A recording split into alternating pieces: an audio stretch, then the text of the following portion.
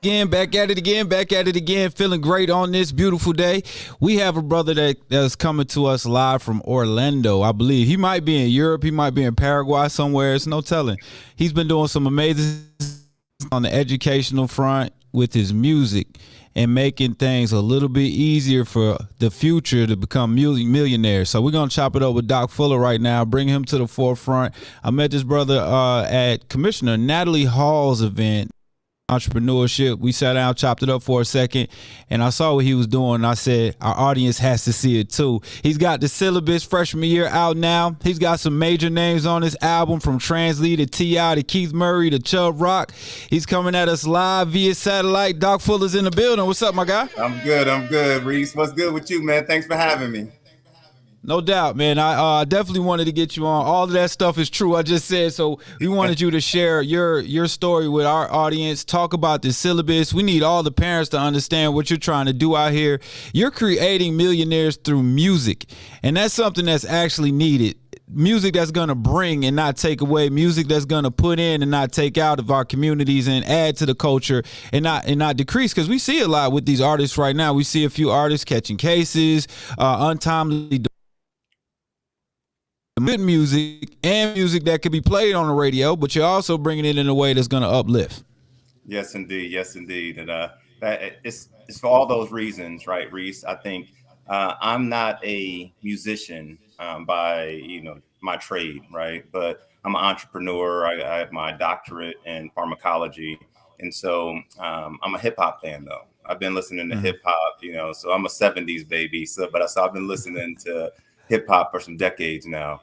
And what I realized is that, through teaching through my nonprofit, and so my wife and I, we have a nonprofit, Christina and myself, is called coolkids.org. So we are focused on financial literacy, right? Particularly in underserved communities, ages 8 to 16. But during the pandemic, we taught around 15,000 kids and around 3,000 adults with master classes, because when we were going to teach the youth, the parents were saying, we need this information too. And right. So the genesis of it was, kind of our nonprofit, the fact that I love music. I have 25 plus years of entrepreneurship. I've done a little bit of everything from real estate to intellectual property, you name it. So investing, all types of different things. And so I said, if we can teach 15,000 kids, why not 15 million? And so I believe in purpose, right? And so why do we know the things we know? Why do we know the people we know? And why do we go through these things, right? And what are we passionate about? Steve Harvey said something one time that kind of stuck with me. He said, you know what your purpose is. What are you naturally good at? What do you love doing? And how can you use that to help other people? And so since I have all of these passions, right, and the ability to pull people together in these relationships like T.I. or Chubb Rock or Keith Murray, Trans-Lee Gray, you name it, I wanted to teach 15 million instead of 15,000. And so that was the genesis of the syllabus. And so I started my first song with Trans-Lee, who's on Grand Hustle Records out of Atlanta, Georgia, conscious brother. And then I just started moving from there. So it's been about a year and a half in the making. That's how I got to hit the hype bell. You had about 15 hype bell moments, but I wanted to make sure everybody caught every word. Right now, if you're just tuning in on the radio side, we got Doc Fuller right here. We're chopping it up about his project, and his project, now we know the goal is to reach 15 million. When your bandwidth opened up to the 15,000 from where you were at with your nonprofit and teaching these kids, and then it became the parents, what was that like for you? Well, it was kind of it was really inspiring, to tell you the truth. What we saw, and we were doing this via Zoom, right? And so we had celebrity supporters like Anthony Anderson, Raven Simone, DJ Envy, Sammy Watkins, Super Bowl champ from the Chiefs. I mean, we just had a lot of celebrity supporters, including the artists that are on the album, right? Yeah. L. Hughley even. And what we saw is that on the Zoom calls, and some of these Zoom calls actually had around 600 to 1,000 kids nationwide. And so what we saw is that the parents were on the couches behind them taking notes. They like this in the back. Yeah, they're taking notes. And so we started, not only were they reaching out saying, you're doing amazing things with my child. And so, when we're talking about our focus being 10 to 16 years old, we're talking about elementary school or middle school age all the way to high school. And we've taught college kids as well, right? But what they said is that this is something that schools don't teach. We never were taught from our parents, and we don't know how to carry this on after your program is over, right? And so what I did is I brought all of these people that I know together, and I believe in having a strong circle, right? And so not only do I continue to read, I have a strong group of folks around me, from certified public accountants to certified financial planners to estate planning attorneys, you name it. All of the pieces of that equation I have, right? From real estate brokers, all of these people that are investing in stocks and equities. I brought all of that 40 plus years of my experiences and pulling all of these different sources, and I put it into a sonic form. So it was inspiring to see like the change, and adults were telling me they wish they had known this information like a decade ahead of time. Wow. So they're able to get the class, and then now that they can add on to the class with these songs, that every day I could wake up listening to a song and be reminded of a practice I need to do. Yes, indeed. Yes, indeed. And so we have around 10 hours of master classes that we were providing the parents and the college students, right? They weren't all, adults with kids. Some of them were college kids. Everybody needs this information. Yeah, everybody needed it. And actually, I was just with T.I. yesterday. He had him and Judge Asha Jackson out of Atlanta, and some folks down there. They just had an event yesterday at the Trap City Cafe. And so I was just down in Atlanta yesterday, and we were teaching the kids that were coming through that program, which is the Pinnacle Project, trying to get youth their records expunged for minor crimes. I was teaching them some financial literacy, just gave them stock, but it's all of these celebrities and all of these people that collectively, we're individually doing our own thing, right? But as a whole, we're much stronger, we're much faster, right. And we can share those networks. And so that's the kind of thing that I bring together, and we're having tons of impact. And they can very much so. And they can hear, like you, to your point, they can get this in these classes, and we have classes that talk about all the way from rental arbitrage to the trucking business, to the Airbnb business, the Turo business, and into investing and things like that. And then they're able to listen to this in sonic form and have these discussions at the dinner table with their kids. That's amazing. Let me hit the hype bell for that. One thing about it, when you talk about recidivism and youth coming out of these YDCs and RYDCs, is you take away something from some of them, which means that they had a way to make money, and because they got in trouble for it, they don't want to get in trouble again, or they shouldn't want to. So you have to add something, right? You got to replace that. And what you're doing is building a way for them to replace it, giving them a way to have a means and make a means. And as well as the parents too, because some parents, they may not be working, or they may be working a job that's just enough. It's just enough. I may have to choose between food and gas today. So now you're giving them these tools in order to re-up and make more money and become a little bit more financially stable.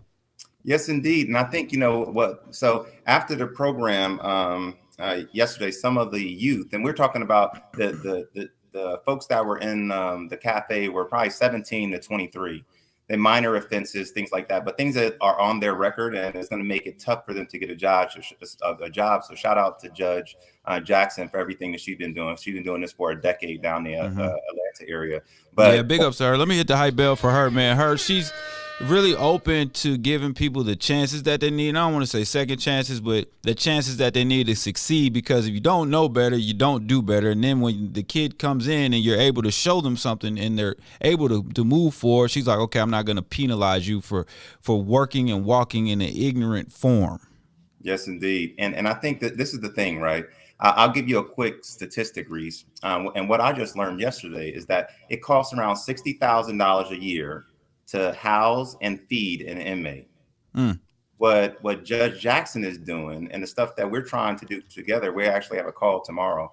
What we're trying to do is like, what can we do? And I'm just now getting started having these discussions with her. But financial literacy is a piece that she's really anxious to get involved in her program. And so I had around 6 of those folks that were in her course, in her year-long program, that came after me and said, look, I can't get a job. I'm having difficulties, things like that. So I was telling them how to make money mailbox money, like Nipsey Hussle Mm-hmm. says, like Yeah. money from cell phone, money where you don't have to rely on somebody giving you an opportunity, right?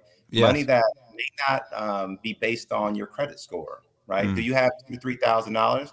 Let's talk about tax deed sales and tax lien sales. Let's talk Mm-hmm. about rental arbitrage. Let's talk about the churro business. Let's talk about all of these different things that you can do to be an entrepreneur, hire other people in your community, and things that may not be dependent necessarily on your record. Now, that record is getting expunged, and I have full hope that they won't be going back. And I think she has like 99.9% where they don't go back into the system, because her program, let's say if it costs 10 to 20,000, it's saving the state and the city about 50 to 40,000. Right. It's actually saving more, because the adverse effect is if this person becomes a productive, quote unquote, productive citizen, then they're adding more, and then they're adding opportunities for others that may have been in their position, and they understand it. Hey, you're coming out, you don't have these opportunities allotted to you because of your past. I can now give you the job and opportunity, as well as teach you how to create your own for others. Yeah, yes, indeed. And and I think, we can't be everywhere. So how can we amplify and multiply our efforts? And so we all have a gift, right? And Tip, he talked about it last night, but like, how can you let that gift that's inside of you out to help other people? And so my gift is being able to, I'm a business guy, but I know how to network and I know how to communicate ideas. And I have lots of life experiences as well, because I go by Doc Fuller, but I have my doctorate, right?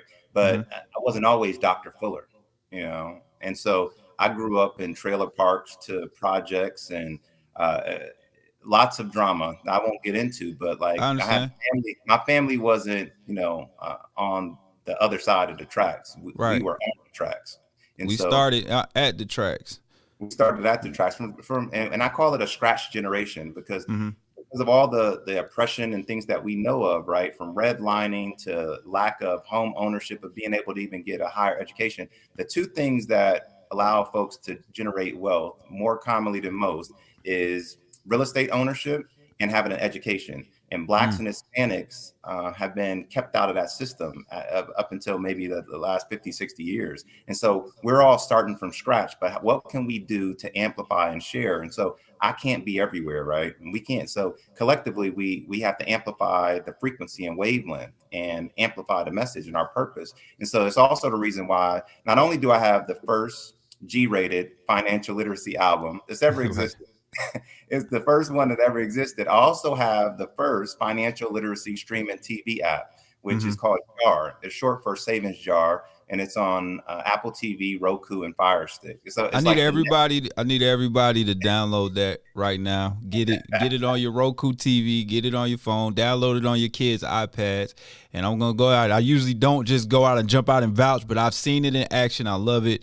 I think that it's something that if you have Cocomelon on your kids, you need to have this as well. They need to be able to see things that can help them grow in a different way. I want to ask you this question, because you just talked about something great. Some people see you and they might, he's a doctor, he can do that, I can't do that. But you said I started from here. What was the thing that clicked on you, or when was it, if you can remember, that clicked in you that said I need to do something different, and then you started on the up path? It's interesting you asked that, Reece, because everything that I am today and everything that I learned, I had to do the opposite of what I saw in my household. From my father to my older brothers, right? And just on a personal note, my father had a total of 6 boys and 7 daughters, so 13 kids total. But I was the youngest boy. Got you. Sadly, I am now older than 3 of my older brothers, which means 3 of my older brothers are no longer here, right? Wow. And so I think for me, I had to learn how to do the opposite. So I didn't have role models in my neighborhood, in my household, in my family that I can go to. So TV became my role model, right? And I started having to search out role models like Dr. Charles Warner. He was my middle school principal. We still stay in contact. He was the only Black male figure, him and my uncle Bud, Clarence Jackson. He went by Bud, he passed, but I had about 2 positive figures that I could look to out of all out the of people. How many? And so I said, I don't want my kids to grow up like I had to grow up, right? And so that was my motivation. That's beautiful. Let me hit the hype bell for that.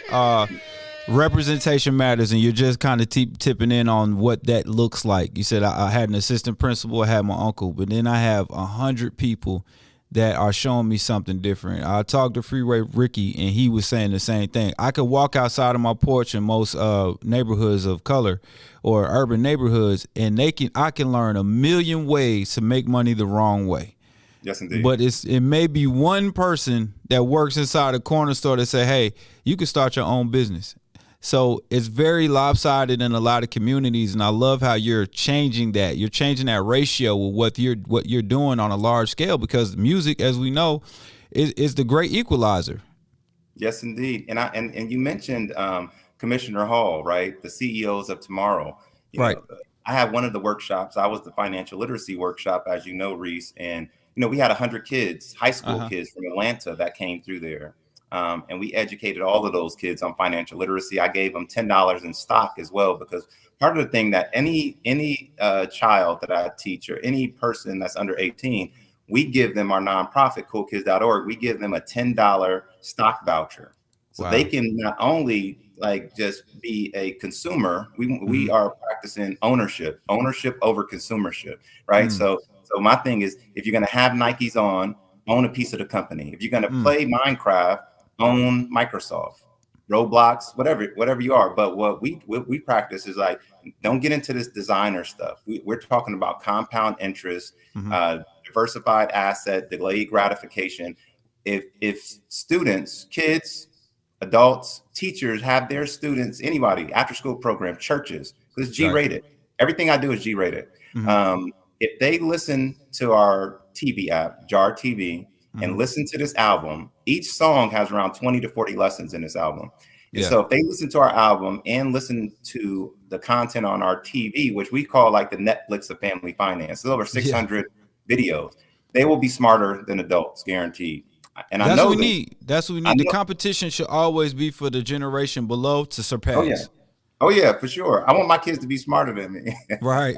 And that's one thing I really appreciate about my father. He always pushed that. Somebody say, "Oh, your son's gonna be taller than you," and I've heard other, I guess, dads would say, "Oh, nah, he still." He would be like, "He's supposed to be.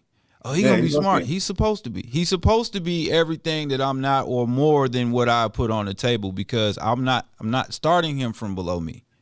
You're not starting from the beginning of the tracks, right? We're not scratch. And so and if you have the cheat codes, it's like playing Super Mario Brothers or one of these video games, right? If you have the cheat code, you can skip and advance much further. And so we're not trying to, you know what I mean? We're not trying to reinvent the wheel. We're trying to duplicate success. And so the stuff that I'm teaching to not only adults, but to the youth is stuff that took me years of reading, years of relationships and pulling knowledge from different folks, years of having real world knowledge, because I've owned probably 5 or 6 businesses. I have 4 patents. I know a lot, right? But I've done it. I've been there. I've had these businesses. So I know what they can produce. And if folks tune in, and what I told the students last night, the youth that was at this program, I said, give me 10 years. And if you listen to the blueprint, right? And I called my album syllabus. It's going to be in a 4-part series.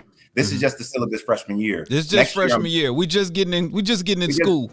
We just getting started. Next, I'm already halfway done with sophomore year, and I have Shaheem, King Los. I got a whole bunch of fire artists that's going to be a part of it. But I'm telling you, if they listen to this, it'll give them the cheat code. And I said, in 10 years, I guarantee you'll be a millionaire. Guaranteed.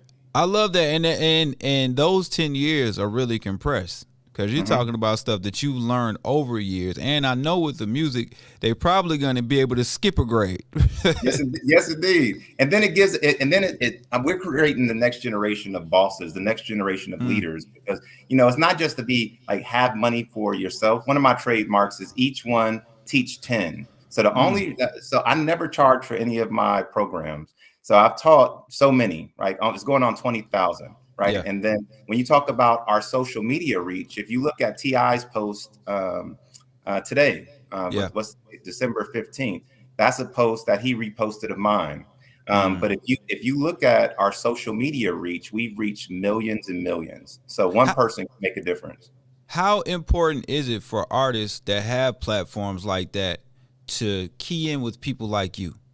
I think it's super important. If you know hip hop, right, which I know you do, but for the listeners, right, Mm-hmm. if you know about Tupac had a song out with John B. That was Mm-hmm. one of the first songs that he played for his mother, Finny Shakur, right? Because he was a little embarrassed, and he just knew that his mother wouldn't approve of his other music, right? So that Right. was the first song that he played for her. And John B shares this story. And then I think it was probably 3 to 6 months later he passed.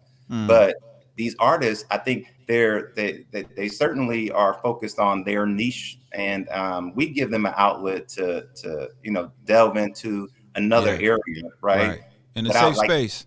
Yeah, like Snoop Dogg. You see Snoop Dogg doing kids ABC things now, right, on YouTube. So he still has his audience, but he's able to use that influence to impact the new generation, right? And it's all about positivity. And so I mentioned Tupac, and Biggie was the same way. Everybody knows Biggie's mother didn't like a lot of the lyrics that he had, but you can go on and on, right? So we give him an outlet. I like that. You give them a different stage to perform on, and on that stage, they're able to show a different side to an audience that may not know them the way that their main audience does, which would be maybe the younger kids, but then their parents in the background like, hold on, I know that voice. Hold on. Is he talking about diversifying bonds? So I really enjoy what you're putting together. Yeah, thank you. And Snoop was no different, right? Before Snoop's grandmother passed, he wanted to make one gospel album. So that gospel album that Snoop made, he made it because he knew that was the only album that he can bring to his grandmother. So that's what, so any of the influencers out there in the world, any of the musicians, I'm a teacher, right? Even though I'm rapping on the album, I call it sonic teaching. And so I write all of my own lyrics, right? So every verse that you hear me on is something that I wrote and I perform. I have the technical knowledge. I'm not a technical musician. I don't know about double and triple and quadruple entendres and all of that stuff, right? But for any of the influencers out there, I want Jay-Z, I want Lil Baby, I want The Baby, I want 21 Savage, I want Drake, I want all of these the key people out there, Nas. I want all of the young and old artists that are out there, because I'm not a master at this, right? I have an outlet, and I know the kids need this because they're telling me that they need it. Parents are telling me that they're learning from it, and I need help. That's just real talk. That's it, man. But subconsciously, you're also teaching another lesson, and it's probably done on purpose just from talking to you. You're bridging the gap between different generations of artists and artistry. So you have a Chubb Rock, but then you got a T.I., but then you got a Trans Lee. So you have 3 different generations of artistry on one album, and you're giving people a way to listen to these different artists. And they're like, well, I didn't know about that guy, because in hip hop is the only, I think hip hop is the only genre to where we kind of date an artist and say he's expired or she's expired. So with them still having that talent, you're able to showcase them in a different light alongside somebody that is quote unquote relevant right now. Yes, indeed. Yes, indeed. And so let me get some shout outs, right? Because the syllabus was a collaborative effort. So Essence Carson, she's a former WNBA player, but she is also works at Motown currently. She's on the syllabus. King J out of Atlanta, he's on the syllabus. Jabri Sadiq is on there. We have PBD Gray, plant-based dripping. Trans Lee, of course, with Inner Peace Outer Glow, and we have some great artists on there. And shout out to Messiah as well, T.I.'s son, because he's the one who did the beat for the joint that T.I. is on. And then my producer, Halftime Slim. Halftime Slim is amazing. He did the majority of the hooks, and we got some fire. I mean, if y'all don't know Halftime Slim, you need to tap in. That's it. They're gonna hear it. They're gonna hear what you're doing, and that's another thing is some of the artists that may not have the biggest platform. Now you're putting them in a gumbo mix with these other artists, with these major artists, and it's a wonderful thing. Right now we got Doc Fuller. We're talking about the syllabus freshman year. We're also talking about Jar TV, his other endeavors, his master classes, and just so you guys know, he's also an Ivy League Doc Fuller. This guy has all the paperwork to back up what he's doing. Yeah, so not only am I a graduate of the University of Connecticut, but I was trained at Cornell and Columbia. And so I have financial literacy credentials from Columbia, both Columbian or Cornell or Ivy League schools. So, Right. So I'm out there not only doing it, but I have, like Reec said, I have the credentials. That's it. I want to get into our fast forward because I'm sure you probably got a conference call with Michelle Obama in a few minutes or something like that. So we're going to get into fast forward right now. Let's go ahead and hit these questions real quick. So you ready to play? You can answer these questions any way you want to. It could be one word, it could be a sentence, and you can go give a whole dissertation if you want to. But let's go ahead and hit this thing one more time. So number one, what was the most memorable studio session for freshman year for you? Oh man, it had to be when Lawrence Eagleston, Transley, and Chelsea's Transley's girlfriend. It had to be when I met her doing I was doing skits with Country Wayne, and Transley was there and she was there. I think she's in education, or she used to be in education. Oh yeah. She's getting her PhD, and shout out to my my engineer Chris Hunter down there as well as DNC Studios. But yeah, that had to be the most memorable session because we were actually like in between me doing some of the vocals, we were having financial literacy conversations in between.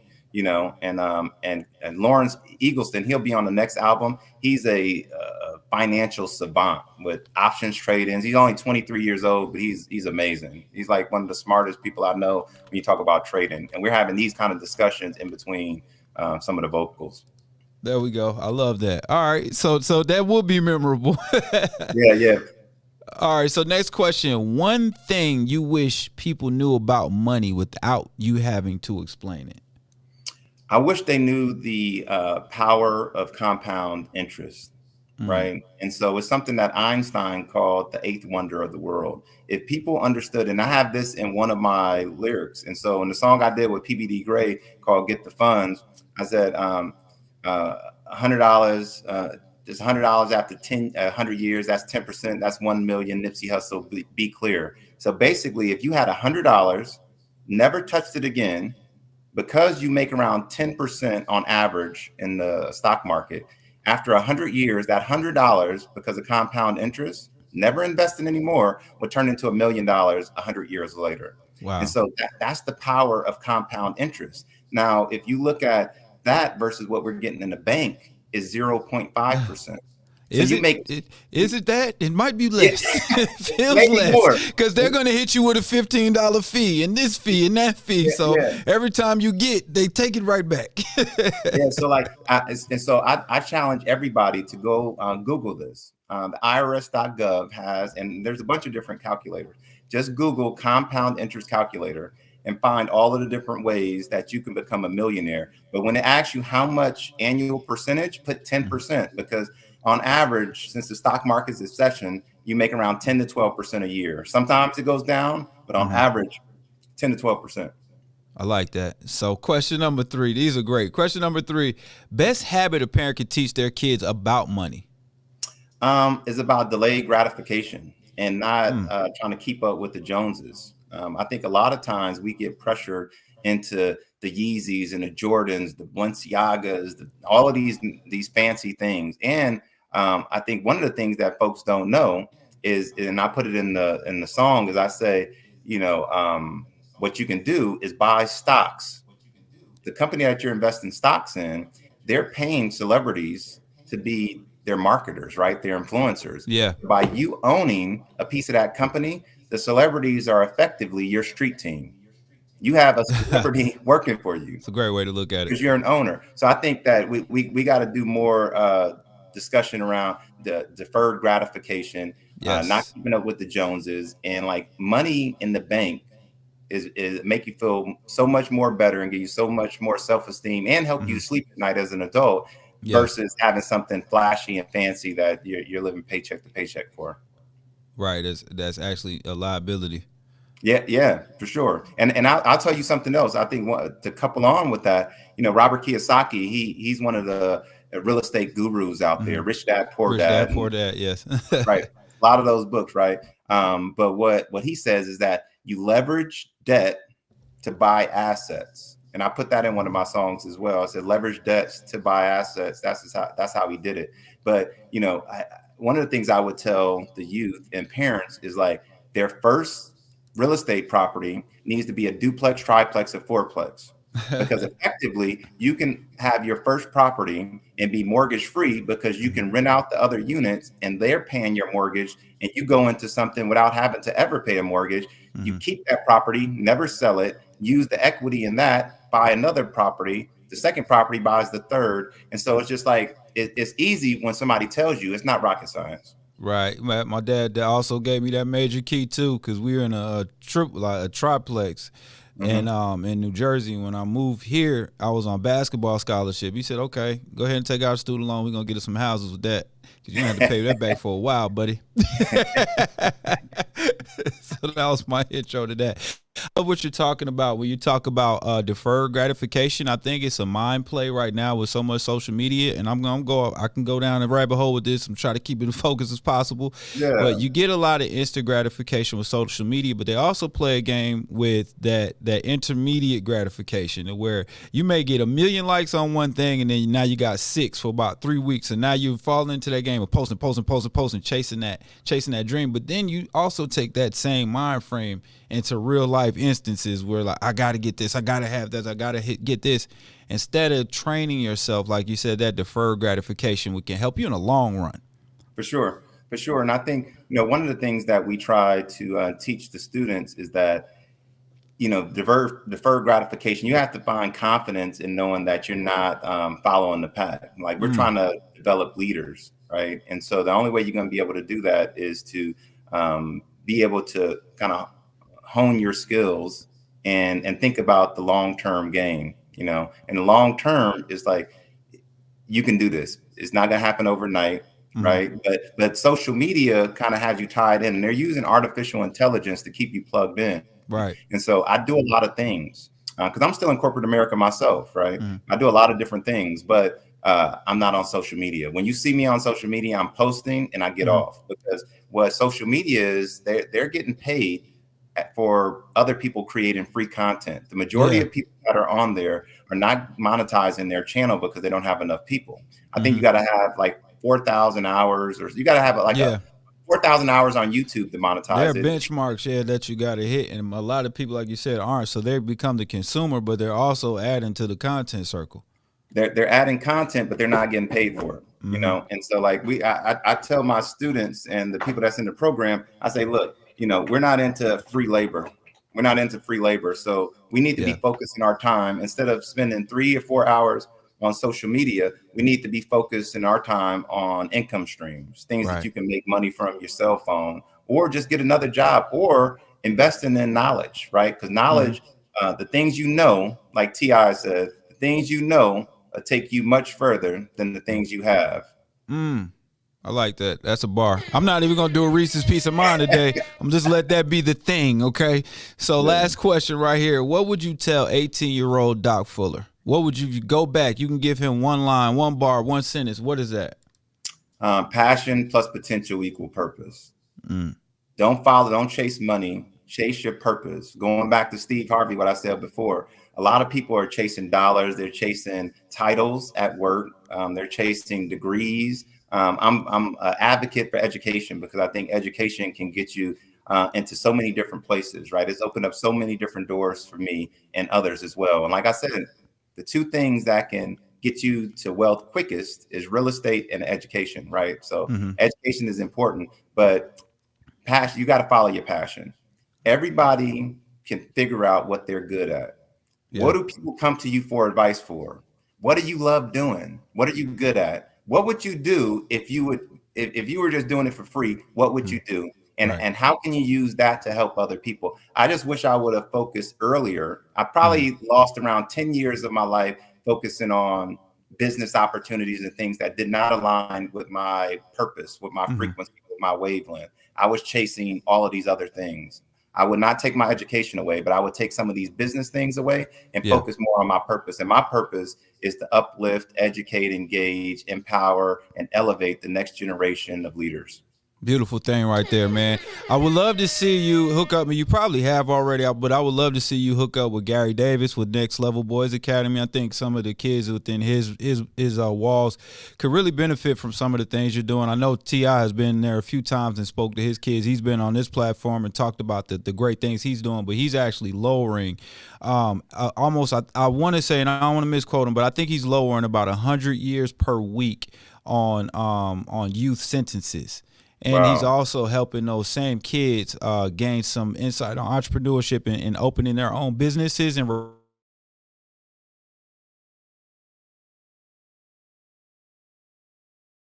Reece, but the Ron Clark Academy in Atlanta. If any of the listeners know contacts to them, I would love to work with them. I would love to work with Gary Owen at the Next Level Boys Academy. I would like to work with the I Promise School that LeBron James have. I like to what I'm able to do with this album. And so I've been going around. I just came from the University of Central Florida. I went to the Atlanta school system and taught those 100 students when I was with you. And then I just taught around 150 middle schoolers. This album allows me to teach anybody. And the lessons in here is engaging and they love it. The songs get them. It's almost like having a Tootsie Roll Tootsie Pop, right? It's like we're putting the candy, we're putting the medicine inside the candy, right? Right. Got them engaged, but like I have a product that nobody else have, and I can educate millions with it. So if there's any listeners out there, I can't do it alone. I need some help. I'm only one person, and it's just my wife and I with my nonprofit for the most part. And then a lot of people helping us outside of that. So if there's a listener out there with influence, a celebrity with connections or influence, coolkids.org, and I'll give you my email address because I'm open, right? drfuller@gmail.com. drfuller@gmail.com. That's Dr. Fuller at Gmail. Love that. I need everybody to share this video. Share it because you never know what web is going to fall into and who's going to get eyes on it. So share it. I appreciate you, man. Thank you for taking the time out to talk to our audience and everything you're doing within the educational realm to help these kids grow. We appreciate it. Thank you, Reece. Thanks for having me, man. I appreciate you, brother. Absolutely. All right, guys, we're going to get back to this music on the radio side. On the stream side, we got more wonderful guests. Make sure that you guys keep tapped in here. Plus, we got some news breaks on the way right here on the Reec Show, Reec Radio Live, broadcasting from Media Campus of the West. Love.